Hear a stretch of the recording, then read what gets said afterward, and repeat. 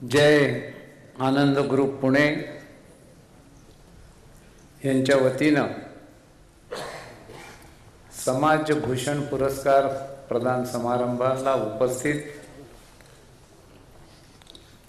आमचे आदर्श पद्मविभूषण डॉक्टर संचेतीजी, दिलीप कांबळे, मान्य महापौर लकीचंदजी खिवसरा, श्री मर्लेचाजी,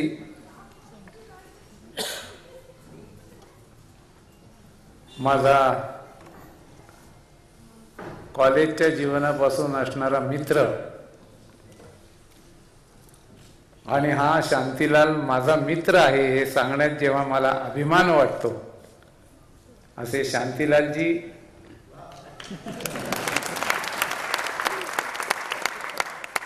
ज्यांचा उल्लेख आपण बरेच वेळेला विसरतो आणि जो घेणं आवश्यक असतं, कारण शांतीलालचं काम सुरू असताना त्याच्या मागे खंबीरपणे उभं राहणारे आमच्या भावी महिलांनी तरी टाळ्या वाजवा त्यांच्याकरता.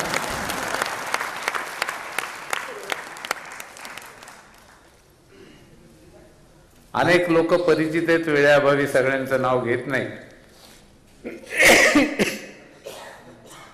बंधू भगिनी, माता, वडीलधारी मंडळी आणि ज्या विद्यार्थ्यांचा गुणवंत म्हणून सत्कार केला ते गुणवंत विद्यार्थी आणि त्या विद्यार्थ्यांना प्रोत्साहन देणारे, मदत करणारे, त्यांच्याकडून अभ्यास करून घेणारे त्यांचे पालक आणि शिक्षक.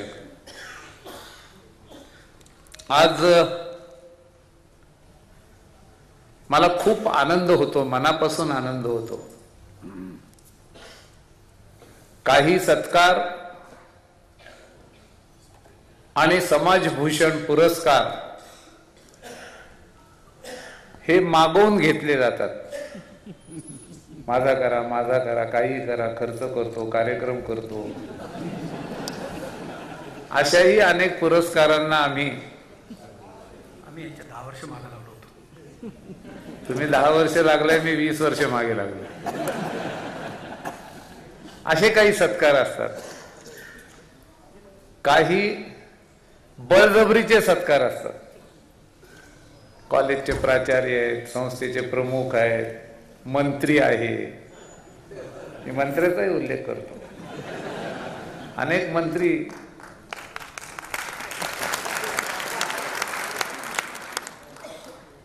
पुढचं काही बोलत नाही, नाही तर मीडियात येईल. आणि म्हणून समाजभूषण हा पुरस्कार न मागता आणि सांगितल्यावरही नको नको म्हणत अनेक वर्ष ज्यांनी नकार दिला त्या शांतीलालचा आज सत्कार होतोय. मी फार वेळ आपला घेणार नाही, कारण नंतर भोजन पण आहे, आम्हाला कार्यक्रम पण आहे. 1968-69 सालापासून मी शांतीलालला ओळखतो. माफ करा की मला उल्लेख आरेतुरेत होतो आणि तोही माझा उल्लेख आरेतुरेतच करतो आणि त्याच्यातच आम्हाला गंमत वाटते, कारण प्रेम. त्या कॉमर्स कॉलेजच्या प्रणांगणात आता आम्ही पॅन्ट घालायला लागलो. त्यावेळेला आम्ही सगळे पायजमा आणि शर्ट घालायचो, झब्बा पण नव्हता, साधा शर्ट. आणि सायकलवर येणारे विद्यार्थी, त्याच्यात मी पण असायचो आणि शांतीलाल पण असायचा. आणि कॉलेजच्या जीवनापासून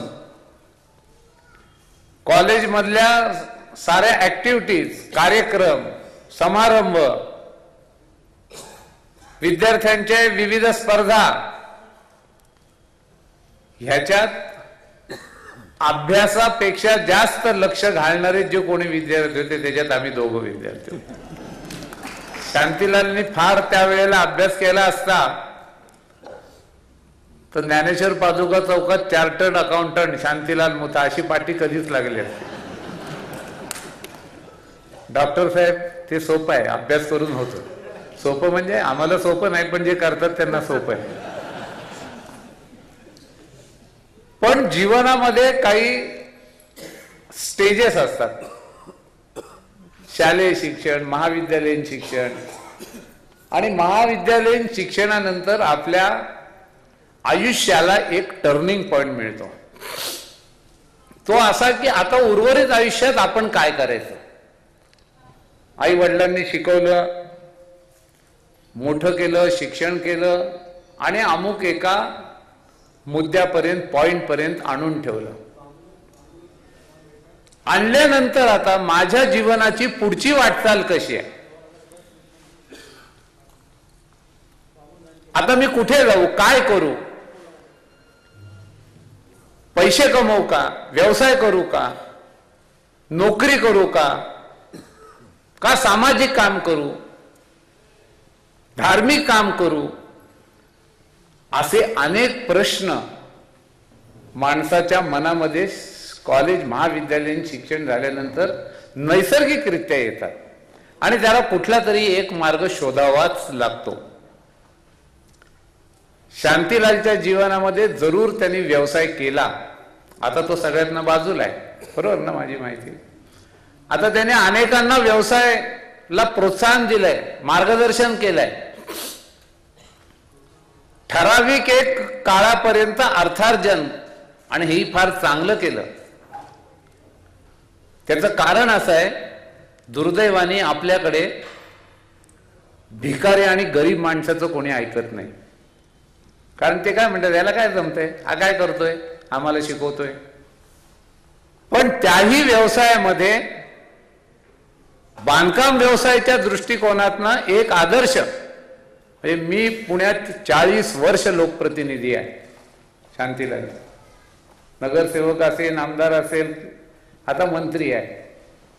अनेक लोकांच्या अनेक तक्रारी आमच्याकडे येतात. खऱ्या खोट्या आम्ही तपासून पाहतो. काही वेळेला खोट्या पण असतात, काही वेळेला खऱ्या पण असतात. पण माझ्या 40 वर्षाच्या आयुष्यात ज्या माणसाबद्दल एकही तक्रारही आल्या वेगळ्या, त्या सांगतो नंतर. ज्या माणसाच्या जीवनात त्याच्या व्यवहाराबद्दल, त्याच्या सचोटीबद्दल, त्याच्या कामाबद्दल एकही तक्रार आली नाही, असा एकमेव माणूस कोण असेल तर तो शांतीलाल. तक्रारी काय आल्या, आम्हाला भेटत नाही, आम्हाला वेळ देत नाहीत, आम्ही कार्यक्रम सांगितलाय त्याला येत नाहीत म्हणजे कारण ते दुसऱ्या 10 कार्यक्रमात असतात.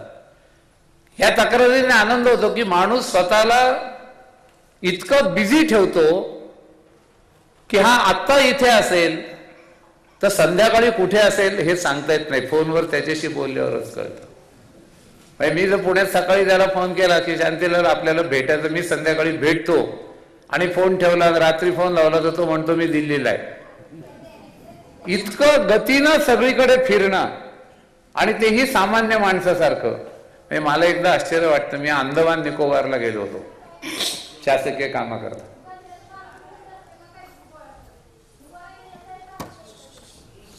काय नाही, आणि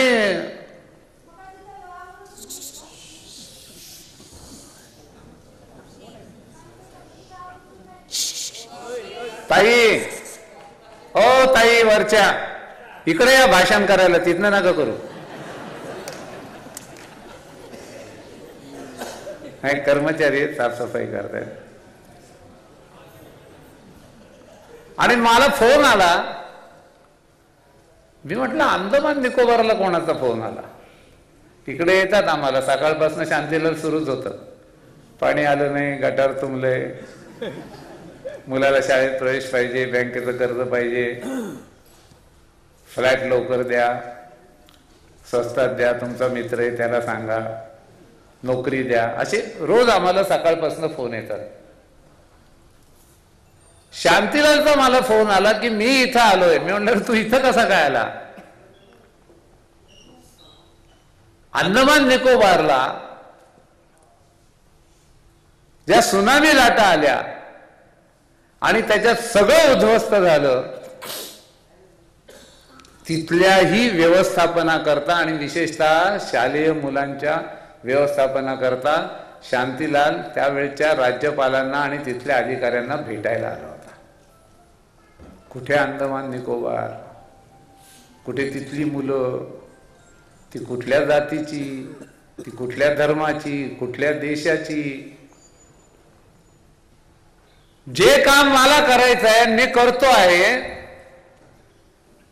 त्याच्यात जात पात धर्म पंथ पक्ष देश याच्या सीमा ओलांडून शांतीलालजी आपण आपल्या जीवनात खूप मोठं काम केलं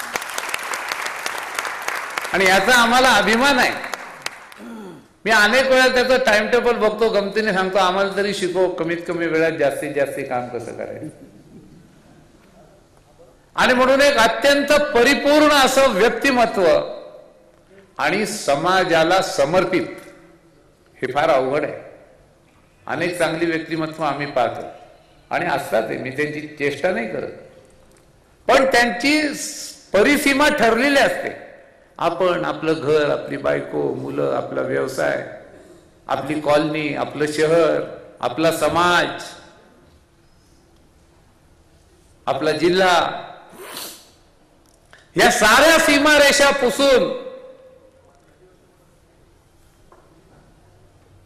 ज्या संतांनी, आनंद ऋषीजी सारख्या असतील, भगवान महावीरांसारख्या असतील, यांची खरी शिकवण स्वतःच्या जीवनामध्ये अंमलबजावणी करणारा असा आमचा शांतीलाल एकमेव.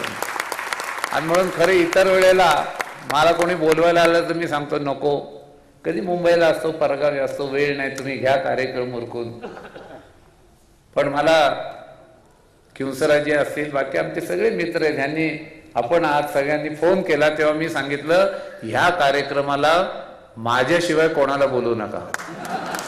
बोलवू नका म्हणजे बाकीच्यांना बोलवा, पण त्याचा सत्कार होताना माझा हात त्याला घालणाऱ्या हाराच्या फुलाला तरी लागला पाहिजे. हा त्याच्या मागचा हेतू होता. आणि म्हणून मी फार मोठं भाषण देत नाही, करण्याची गरज नाही. आपण म्हणतो देव ऋषी हे सगळं आहेच, होतही. आणि म्हणून आपण पूजा करतो, आदराने करतो, प्रेमाने करतो, श्रद्धेने करतो, ती करायला पण पाहिजे. पण चालते बोलते देव कार्य करणारी लोक आपल्यात आहेत, त्यांना आपण विसरतो. आपल्यानंतर आपलं काय होईल ह्याची चिंता आपल्याला करण्याचं कारण नाही, शांतीलालही करत नाही. आज अनेक वेळेला तरुण मुलं मुली आमच्याकडे येतात किंवा आम्ही त्यांच्याकडे जातो तेव्हा म्हणतात आमच्या पुढे आदर्श नाही, आम्ही कोणाकडे बघावं, नको तिथं बघतात, आणि आमच्याकडे बघा की, बघा शांतीलालकडे, काय आदर्श तुम्हाला पाहिजे. जीवनातला एक मिनिट काय एक सेकंद वाया घालवत नाहीत, लक्षात ठेवा. आणि जे मी ठरवलंय, हट्ट नसतो त्याच्यात, आग्रह असतो, कारण आग्रहाच्या मागे प्रेमाचा वास दडलेला असतो, लक्षात ठेवा. आणि म्हणून शांतीलालजी किती वर्णन करू. सामूहिक विवाहाची चळवळ आपण केली, मोठे कार्यक्रम केले, स्टेजवर सगळे लोक आले, सगळे आले. कोणाचं दुःख याच्यात बघितलं. ज्या आई बापाला पैशाअभावी आपल्या मुला मुलींची लग्न भव्य दिव्य करता येत नाही आणि कर्ज काढून त्या कर्जात जे मरतात, त्यांचं दुःख आपण जाणलं. सामूहिक विवाहाच्या मागे ही प्रेरणा आहे. अनेक सामाजिक रूढी परंपरा ह्या बदलाव्या लागतात, त्या बदलल्या पाहिजेत. धर्माच्या नावाखाली त्या लपवून चालत नाहीत आणि हे सांगायला देखील धारिष्ट्य लागतं. ते धारिष्ट्य आपण दाखवलं. अनेक गरीब मुलं ज्यांना शिकायचंय, वह्या पाहिजे, पुस्तकं पाहिजे, ड्रेस पाहिजे, कंपास पाहिजे, ह्याच्या अभावी ज्यांना शिक्षण घेता येत नव्हतं आणि माझ्या मुला मुलीला मी काय आणून देऊन तो कसा अभ्यास करेल अशी चिंता ज्यांच्या मनामध्ये होती, आणि चिंतेचं रिफ्लेक्शन ज्यांच्या कपाळावरच्या आठ्यात मध्ये दिसत होतं, त्या कपाळावरच्या आठ्यात तुम्ही वाचलं आणि अनेक गरीब गोरगरीब मुलांना तुम्ही मदत केली. अनेक नैसर्गिक प्रसंग दुर्दैवाने या राज्यामध्ये, देशामध्ये आणि जगामध्ये आले, माणसं खचून जातात मित्रांनो, खचून जातात, आयुष्यात खचून जातात. त्यांना धीर देण्याचं काम कोण करणार? मी नेहमी सांगतो, मंदिरात जरूर जा, परमेश्वराची भक्ती करा, दर्शन करा, पण तुम्हाला खरा जर देव बघायचा असेल तर गरीब लोकांची सेवा करणारा जो माणूस आहे तो देवाच्या प्रतिकात्मक कृपाने आपल्या पुढे उभा असतो. हा आपल्या पुढे उभा आहे. या महाराष्ट्रामध्ये आत्महत्या सुरू झाल्या, या महाराष्ट्रात भूकंपासारखे अनेक प्रसंग निर्माण झाले, ते तुमच्या माझ्या हातात नव्हते पण झाले. वाड्या वस्त्या गावं उद्ध्वस्त झाली. लातूरचं काम मला माहितीये, गुजरातचं काम मला माहितीये, अंदमान निकोबारचं काम मला माहितीये डॉक्टर साहेब, कारण आम्ही एकमेकांना भेटत असतो, बोलत असतो, माहिती घेत असतो. तोही बघत असतो मी काय करतोय, मी बघत असतो तो काय करतोय. आणि म्हणून ज्याने आपल्या आयुष्यात सुखाच्या कल्पनाच बदलून टाकल्या. आपल्या सुखाच्या कल्पना वेगळ्या असतात. हातात अंगठ्या किती आहेत, गळ्यात लॉकेट किती आहेत, कपडे किती छान घातलेत, अत्तर लावतोय का नाही, सेंट मारतोय की नाही, ह्या तुमच्या माझ्या सुखाच्या कल्पना आहेत. 2-4 वेळा चांगलं सुग्रास जेवण मिळतंय का नाही, बंगला आहे का नाही, फ्लॅट आहे का नाही, तिथे गाडी आहे का नाही, गाडीवर ड्रायव्हर आहे का नाही, मला समाजात प्रतिष्ठा आहे की नाही, काम न करता हे आपण शोधत असतो. आणि म्हणून ह्या सगळ्याच्या पलीकडे जाऊन माझं काम, माझ्या मनात घेतलेला हेतू, चांगला हेतू, माझ्या मनात ठरवलेलं ध्येय. मित्रांनो, एखादा दिवस काम करणं सोपं असतं. हातात झाडू घ्यायचा आणि स्वच्छता मोहीम करायची, म्हणायचं फोटो काढ, आणि झाडू दुसऱ्याला लागत असतो, कचरा निघतच नसतो. असे अनेक कार्यक्रम आम्ही बघतो. मी ते एकदा कार्यक्रमाला गेलो आणि समोर फोटोग्राफर होता आणि एका कार्यकर्त्याच्या हातात झाडू होता. त्याला रस्ता साफ करायला सांगितलं तर आम्हालाच बदलतोय.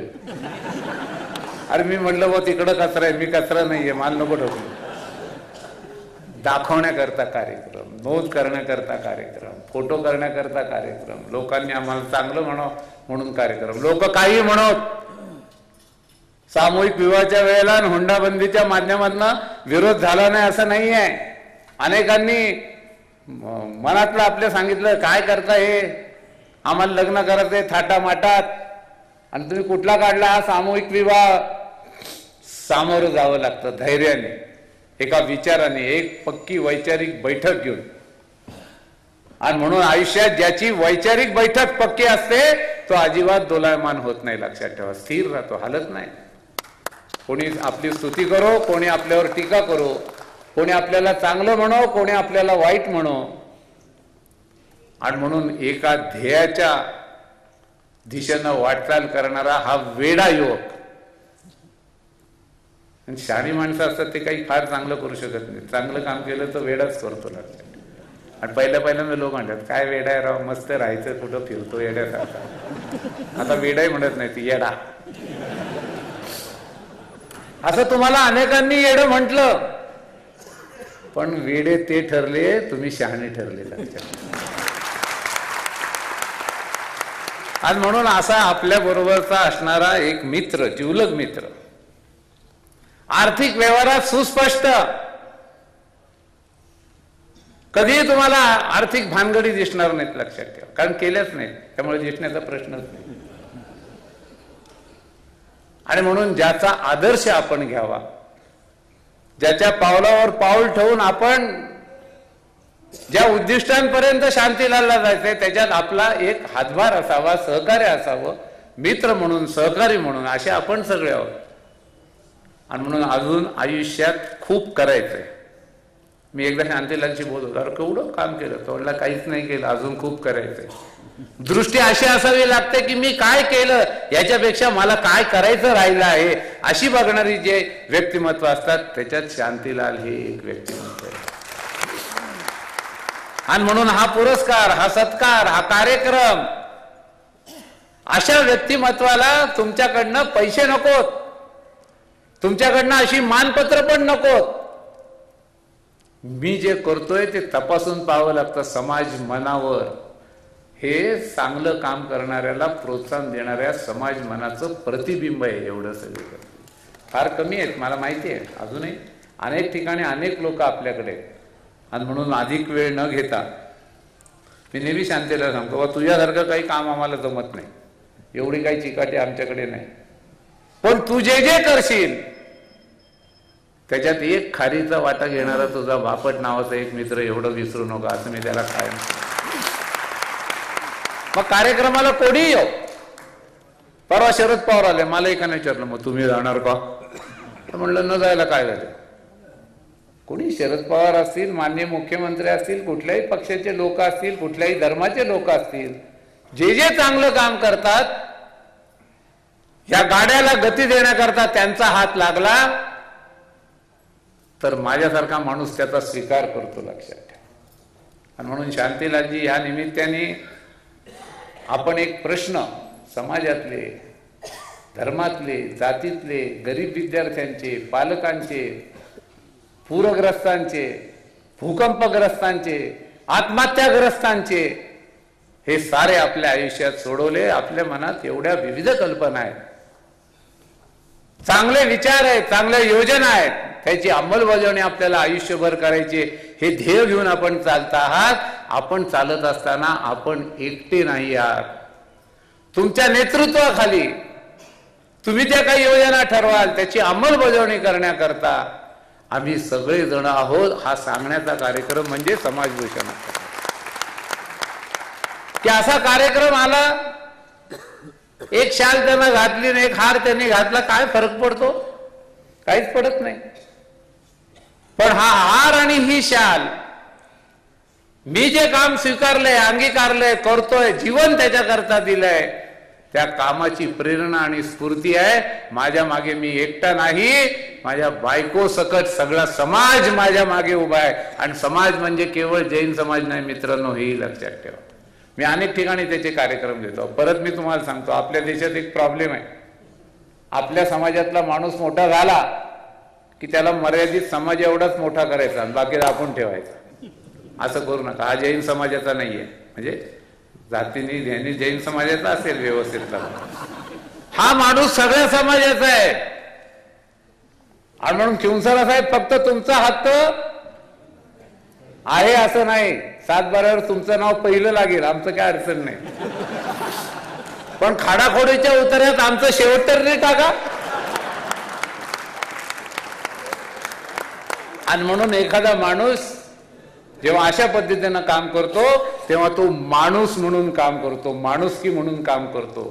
तो एका जातीचा, एका धर्माचा, आता तर त्यांना काय राज्याच्याही सीमा नाहीत, देशाच्याही सीमा नाहीत.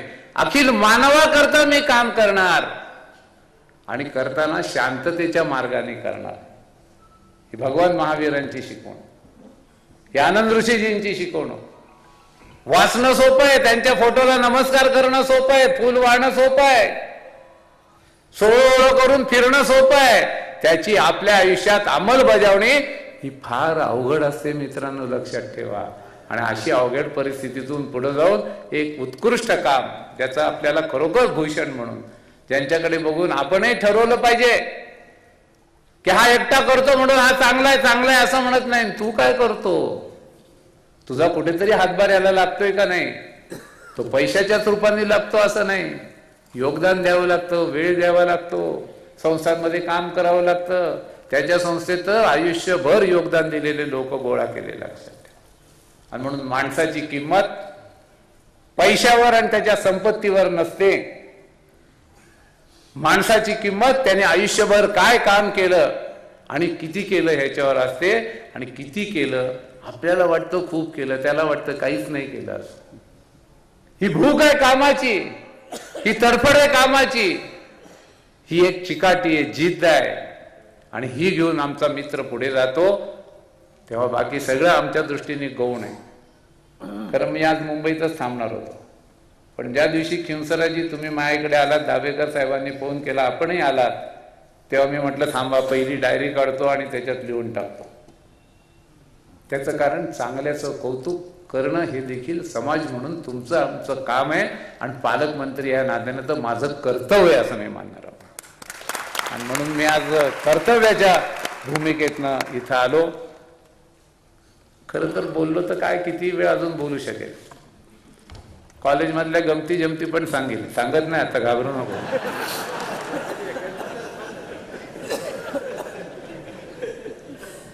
म्हणजे आम्ही कॉलेजला एकच सांगतो तुम्हाला, आम्ही कॉलेजला जेव्हा जायचो ना तेव्हा कॅन्टीनला गेलो की एक पार्टनर शोधायचो.